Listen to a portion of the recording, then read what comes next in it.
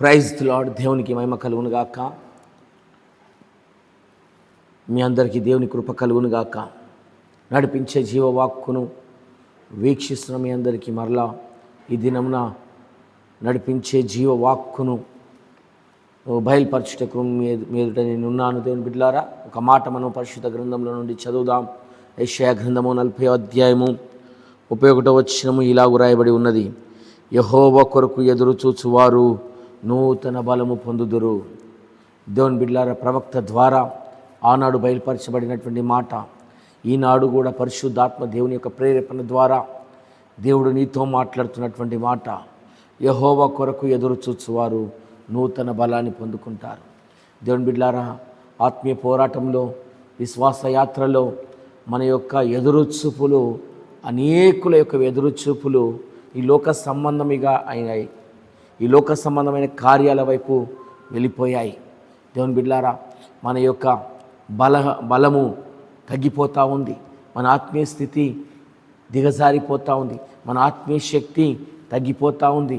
మన నడిపింపు అనేది ముందుకు రావడం లేదు. దేవుని బిడ్డలారా, ఆత్మీకంగా సాగలేకపోతూ ఉన్నారు, సొమ్మసిల్లిపోతూ ఉన్నారు, నీరసించిపోతూ ఉన్నారు.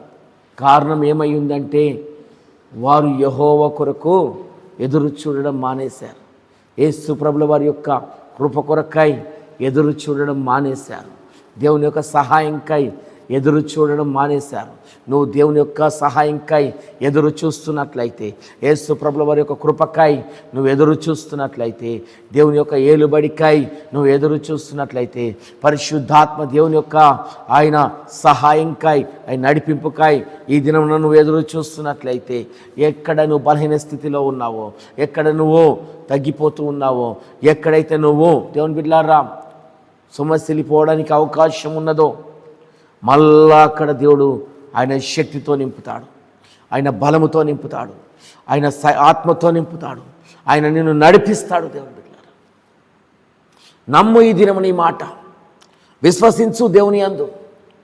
యేసు ప్రభు వారి యొక్క నామమందు విశ్వాసం కలిగి ఉండు, ఆయన కార్యాల పట్ల విశ్వాసం కలిగి ఉండు, ఆయన నమ్ముకొని యథార్థంగా జీవించు.